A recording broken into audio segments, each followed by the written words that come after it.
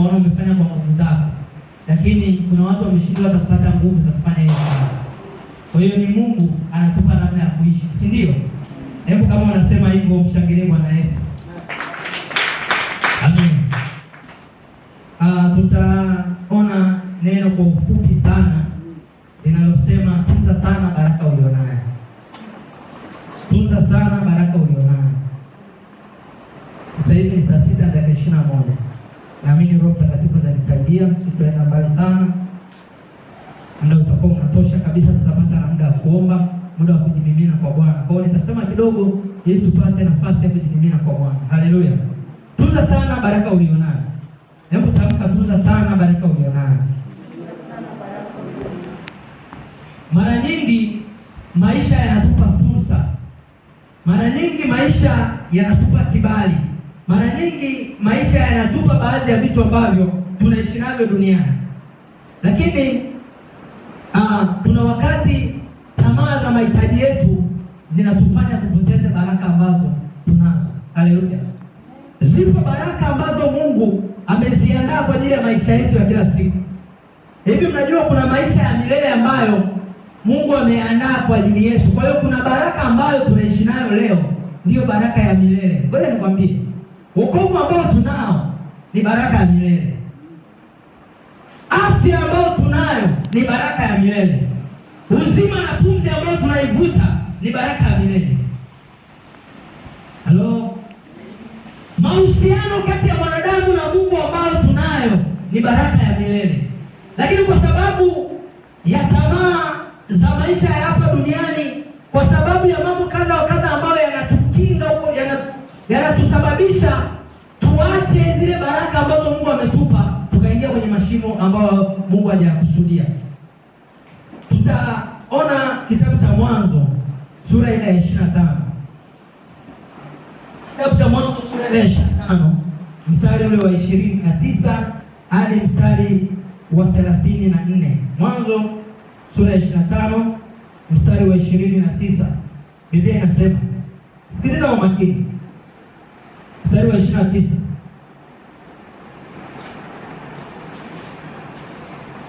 Mwanzo 25 mstari wa 29 hadi mstari wa 34. Nimeshapata. Biblia inasema, Yakobo akapika chakula cha dengu. Esau akaja kutoka nyikani, naye alikuwa amechoka sana. Esau akamwambia Yakobo, tafadhali unipe hicho chakula chekundu nile, kwa kuwa ninazimia mimi. Kwa hiyo walimwita jina lake Edomu. Yakobo akamwambia, kwanza niuzie leo haki yako ya mzaliwa wa kwanza. Esau akasema, tazama mimi ni karibu kufa, itanifaa nini haki hii ya uzazi? Yakobo akamwambia, uniapie kwanza. Naye akamwapia, akamuuzia Yakobo haki yake ya mzaliwa wa kwanza. Yakobo akampa Esau mkate na chakula cha dengu, naye akala akanywa, kisha akaondoka kaenda zake. Hivyo Esau akaidharau haki yake ya mzaliwa wa kwanza. Nimekwambia tunza sana baraka ulionayo. Tunamwona mtu ambaye anaitwa Esau na Yakobo.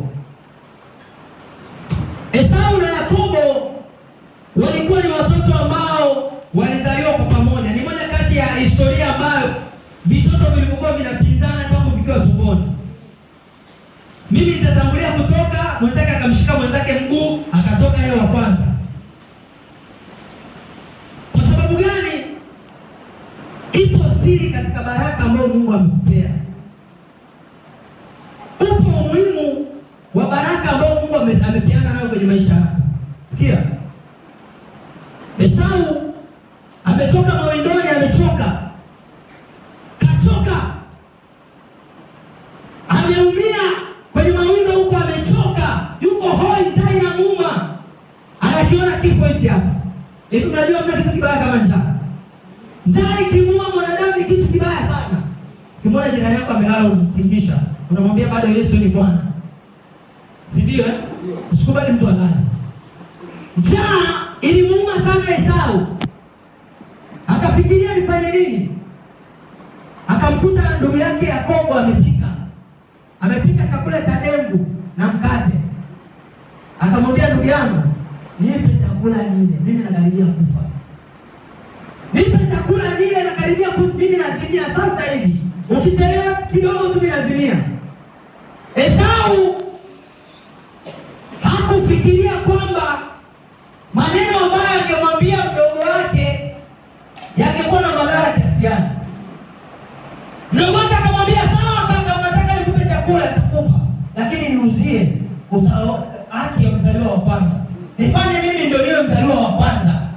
Maana yake ni kwamba ikuwe wewe kuwa mtoto wa kwanza kwa baba yetu na mama yetu, alafu univalishe mimi niwe mtoto wa kwanza. Haleluya. Esau pasipo kujali hilo kwamba yapo madhara makubwa ya kutoa baraka ambazo Mungu amepeana na wewe. Wazaliwa wa kwanza,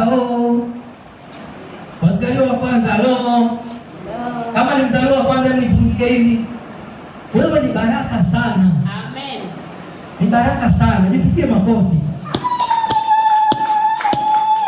Esau kwa sababu ya njaa ambayo ilikuwa imemfika, kwa sababu ya njaa ambayo ilikuwa inamsumbua katika tumbo lake, alihisi kuna kuzimia. Aliona kwenda kuwasha moto na kupika au kwenda kutafuta chochote kwa ajili ya kula ni kazi sana, anaweza akakosa, au akaomba chakula pasipo masharti, ingekuwa ni sio shida. Yeye akakubali. Mdogo wake alimwambia, niuzie uzaliwa wako wa kwanza. Akasema, njaa iniue, uzaliwa wa kwanza kitu gani? Chukua. Ndugu anamwambia, hakuna kitu kama hicho. Lazima uwapie ndio nikupe. Huwezi nikakukanipa hivi ukinigeuka. Akamwapisha. Alafu Esau na yeye akiwa kama tayari akaapa. Akasema, nimekuachia uzaliwa wangu wa kwanza. Mimi sitakuwa mzaliwa wa kwanza kwa haki. Maana yake baraka ambayo alikuwa nayo Esau alimwachia mdogo wake Yakobo. Baraka ya uzaliwa wa kwanza akamwachia mdogo wake Yakobo. Sio kitu cha kawaida. Alafu kwa bahati mbaya sana mama yao walikuwa wanawasikia. Sikia nikwambie. Hiyo ni bahati mbaya sana. Mama yao walikuwa wanawasikia. Ukienda huko mbele kusoma, utaona namna ambavyo baba yao amechoka. Anamwambia Esau, mwanangu, nenda sasa mawindoni. Mimi nimekaribia kufa baba yako. Nenda kanifanyie mnyama mzuri ambao unifanyie kama vile ambavyo unapenda. Nile mimi nikubariki. Alafu mama yake anasikia. Mama yake anajua tayari huyu mjinga alishauza uzao wake wa kwanza. Kwa hiyo atakayebarikiwa ni nani? Yakobo. Halo. Amen. Yakobo, kwa sababu mama yake alishasikia kwamba kuna siku moja Esau alirudi mawindoni akiwa amechoka na njaa. Akamwambia mdogo wake, na kuuzia uzaliwa wangu wa kwanza, alafu unipe chakula na umpe. Unajua chakula chenyewe kilikuwa nini? Makande.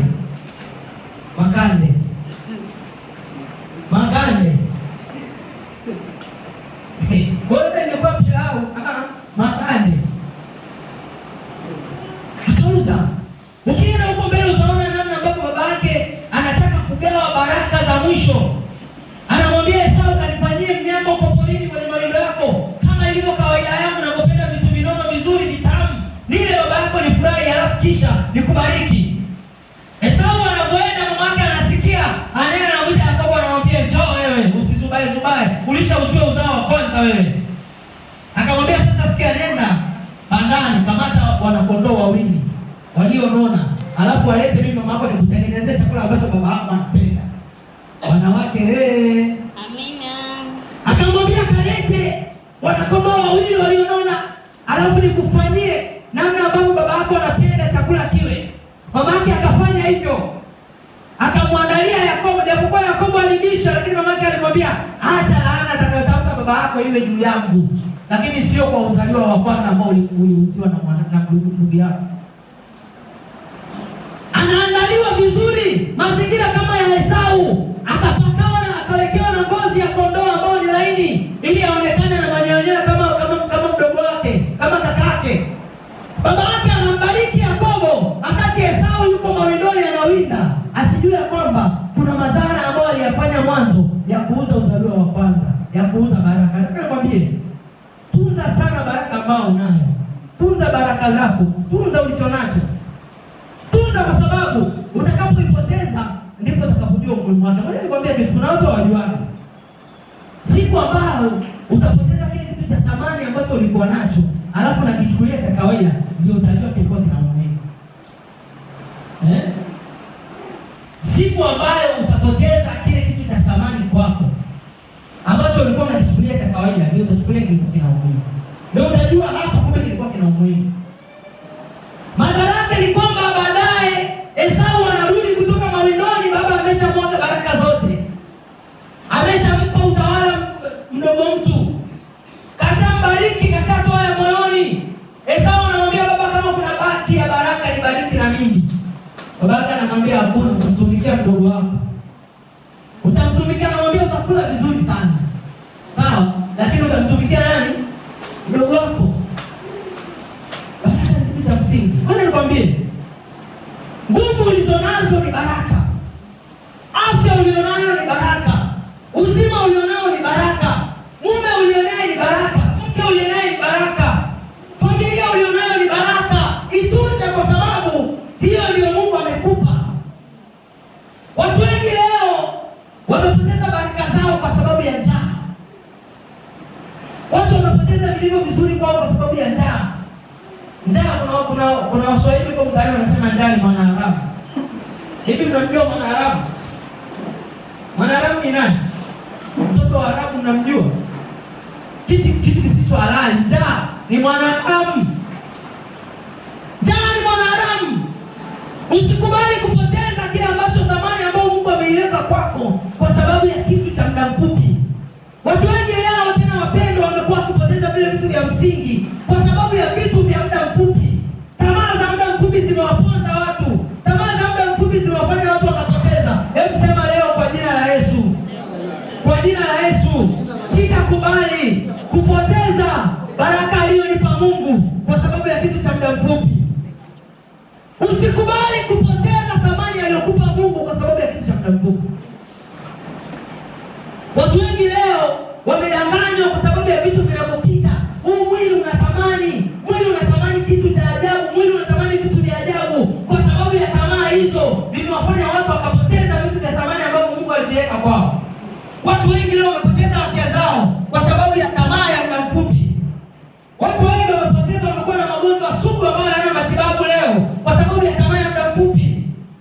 Watu wengi wamepoteza familia zao, wamepoteza ndoa zao kwa sababu ya tamaa ya muda mfupi. Unakuta mtu umeolewa au umeoa, unaenda kuchepuka pasipokuwa na sababu. Tamaa ya muda mfupi, alafu inakupotezea ndoa. Tamaa ya muda mfupi. Tamaa isikuponze, tamaa isababisha kupoteza baraka ambayo Mungu amekupa. Watu wengi walikuwa ni Wakristo, wamenenepa katika Ukristo, wamenawiri katika Ukristo. Leo unaweza kukuta mtu ni makapi, amebakia mweupe kwa sababu ya vitu ambavyo alikuwa anavifanya, kwa sababu ya tamaa mbalimbali ambazo amezifanya. Bwana akachukua kile kilichokuwa cha thamani kwake. Watu walikuwa ni watumishi wazuri, wamepoteza utumishi wao kwa sababu ya vitu vidogo vidogo, kwa sababu ya njaa. Njaa inadhalilisha. Mchungaji mmoja anampenda sana babangu mmoja. Anakwambia namchukia mtu alipo maskini. Unajua kwa sababu gani? Sio kwa nia mbaya tu, yaani amchukii kwa nia mbaya. Ukishamuelewa mtu unajua. Kuna kauli inasema usijaji kitabu kwa kuangalia kama lako. Anamchukia maskini kwa sababu umaskini ni kitu kibaya. Umaskini unadhalilisha. Umaskini unamfanya mtu anyong'onyeshwe. Umaskini unamfanya mtu aonekane ni ovyo. Umaskini unamfanya mtu awe dhaifu. Umaskini unamfanya mtu aonekane ni ana tamaa. Umaskini ni mbaya. Kataa umaskini na usikubali kuwa maskini kwa jina la Yesu. Usikubali umaskini mbaya. Umaskini, njaa unaweza kukusababisha kupoteza thamani ambayo Mungu amekupa. Ni ukweli. Njaa kitu kibaya. Esau alipoteza haki yake ya kuzaliwa wa kwanza kwa sababu ya njaa. Njaa ya tumbo. Usikubali. Watu wengi walikuwa ni watumishi wazuri, wamenenepa kabisa, wamestawi vizuri, wanafanya kazi ya Mungu, wanatumika vizuri mbele za Mungu, lakini kwa sababu ya njaa na tamaa za muda mfupi zimewaponza. Mungu akachukua kilichokuwa cha kwake akawaacha kama walivyo. Leo watu wanatumika kwa mazoea, wanajiona kama wako sawa, lakini hakuna kilicho ndani yao, kimeshabebwa. Mungu ameshachukua cha kwake. Mungu amebeba tamaa za maisha yetu zinasababisha Mungu achukue kile ambacho ni baraka. Usikubali kupoteza baraka ambayo Mungu amekupa. Usikubali. Baraka ulionao ni kitu cha thamani. Wale nikwambia, watu wengine wanaweza kusema mimi sijabarikiwa. Bwana hajanibariki. Bwana hajanisaidia. Wale nikwambia, wewe unapumua. Kuna watu wanatumia mabomba ICU huko. Wanatumia mirija, wanailipia kila siku kwenye pumzi yao. Wanapumua kwa gharama kubwa. Watu wanalipia gharama za pumzi. Wewe umepewa baraka ya pumzi, itumie vizuri.